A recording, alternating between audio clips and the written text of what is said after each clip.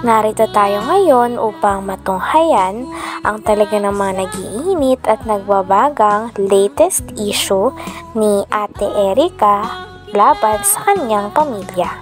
Sa pagpapatuloy nga ng ating istorya ay sinasabi naman ni Lolo Miguel na talagang walang katotohanan daw ang mga pinagsasabi ng mga tao na kakampi ni Ate Erica. Puro paghahambog lang daw ang mga iyon at talagang walang katotohanan dahil hindi naman sila ganon katulad ng mga sinasabi ng mga bashers nila na mukha daw silang pera, mga gutom na aso at iba pa. Kaya naman galit na galit si Lolo Miguel at wala na nga talaga siya sigurong pakialam at hangarin na magkaayos pa sila ni Erica. Tingnan natin. Pwede mo daw para mapagyan natin yung sinasabi nila.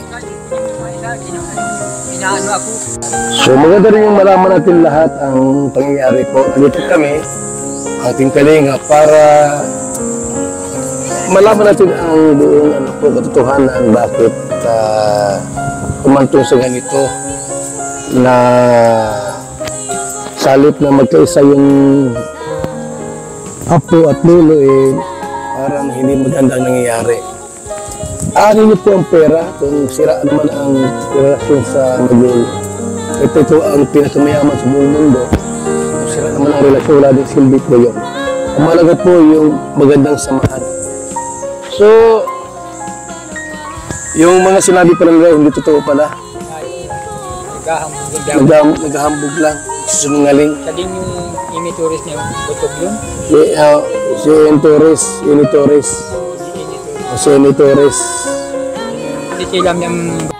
Inilahad pa nga ng tita ni Ate Erica na napakarami daw bagay ang binili ni Sir Jun A. o ng negosyanteng mayaman para kay Ate Erica at sa kanyang mga pamilya. Binilan nga siya nito ng lote, ng bahay, pati na rin ng NMAX at tricycle. Ayon naman kay Lolo Miguel ay sinabi daw ni Sir Jun A na ang tricycle na yon ay pang pamilya.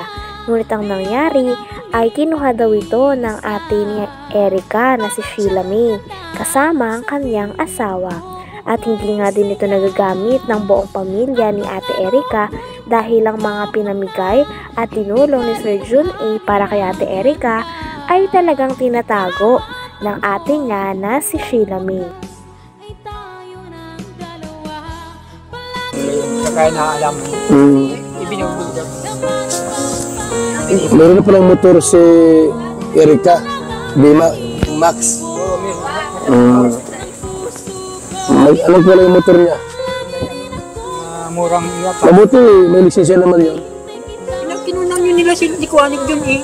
Ang lisensya, talagang Si Arnie. mahal na mahal ni yung mahal na mahal ni John Lee, ano? Tapos sa may lote sa Dait. Wow, grabe, congratulations. Tapos may bahay pang maganda. Walang masamang tumulong. Meron lang kasi magpabot ng reklamo sa atin. Itong si Lolo Mig saka Jimmy. Kita po niya yan. Bakit yung gano'n? Anong nangyari? May ilang supermeter yun. Awan ko po, hindi man po ba nagkahamalit. Basta alaman ko lang na talagang So yung bahay dito, malaki din? Malaki din. yung ang buka nun ay 22 yata. Ang katahap. May pruweba nga ang tita ni Ate Erica na sinasabihan silang mga gutom na aso ng mga tao na kakampi ni Ate Erica. Kaya naman pinakita ng tita ni Ate Erica ang chat na ito sa kanila. Dahil dito ay mas lalo pa nagagalit si Lolo Miguel kay Ate Erica pati na rin sa kanyang ate at sa mga tao na kumakampi pa dito dahil sila na nga daw ang iniwan at talagang hindi nirespeto dahil umalis daw ang dalawa sa bahay nila nang walang paalam at hindi na nga sila binibisita pagkatapos nilang palakihin ng mga ito at paaralin. Ngunit in return nga ay walang natatanggap na tulong sila Tatay Miguel galing kila Ate Erica tulad ng mga pinapakalat nila na nagsusustento pa daw sila Ate Erica. So yung bahay dito malaki din? Malaki din. Yung ang buka nun ay 22 yata. Ang haba, 24, 22. Ano yun? Second floor? Yung kalahati.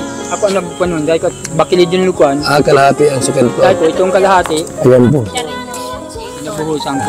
Ayan na. So, Empress, let the dogs bark. The lion is still king. Is still the king. Gutom na ang mga asong ligaw at batugan.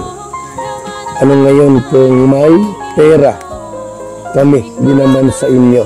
Iyon. Meron pa po dyan. Mga nagpaparinig kayo ha? Hindi maganda yan. Ano pa rito? Ha? Hindi maganda yan yung ganung mga salita. Na matanda na ito eh. Tapos ginanghisit tulad sa inyo. Ba't diin kayo? Ikaw-ikawi ka nilang mga kabutugan. Pinaparatangan din si Lolo Miguel na siya daw ang kumukuha ng pera dahil siya daw ang inuutusan o pinapakausapan na bumili ng mga gamit sa loob ng bahay na pinagawa ni Sir Jun A para kay Ate Erica sa kanyang pamilya.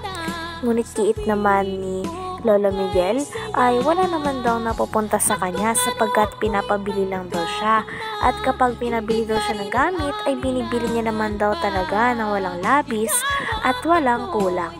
Talagang ang source ng pera ay nanggagaling kay Sheila May na ate ni Ate Erica, dahil sa kanya daw nagpapadala at siya ang kumakausap kay Sir Jun A. Sabi pa nga ni Kalingap Val Santos Matubang ay may tuturing talaga na parang buhay prinsesa si Sheila May dahil may mga taga-utos ito. Ano? Parang kinukumpinsin mo si Papa na Susunod ito, Teresita. ano din po sa ilaber po din. Dami po niya. Oo. Okay, nag-video call sa Tatay Miguel, 3 minutes. Gusto siguro na matanda, makausap talaga ako 3 times siya nag-attempt to call me. Bago po alam ko sila kung saan sila. Okay, so itago nyo ito ha, para evidence natin to. Dami po nasa kapatid ko pa po yung sa amin na scammer ko. Anong klaseng pamilya, pati gulo sa pamilya, ginulat-lat sa social media. At ano pang gulo, ingitan ba mga yan? Iringan sa pamilya, lalo pag problema sa kwarta, o pera, kayo na lang at sa inyo na lang yan maraming mahigasaw-saw. Sinibistang okay. Talagang hindi nga dito pabor si Kalingap Val Santos Matubang at ayaw na ayaw niya daw ang mga post at pagpaparinig tungkol sa pamilya ni Ate Erica, dahil parang below the belt na nga ang mga pinagsasabi ng mga ito at talagang mas larang nasasaktan ang lolo at lola pati na rin ang buong pamilya ni Ate Erica sa mga naririnig nila. Talagang hindi nga daw ito maganda, lalo na para sabihan nila ang mga tao at pamilya na nagpalaki o nag-aruga kay Ate Erica at sa kanyang ate nung bata pa sila. Kita.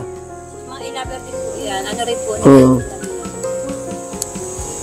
mga grupo po.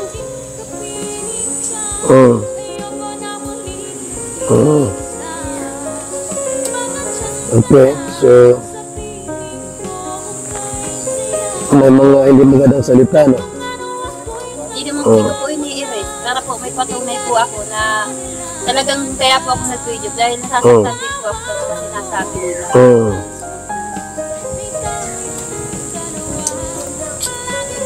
Okay.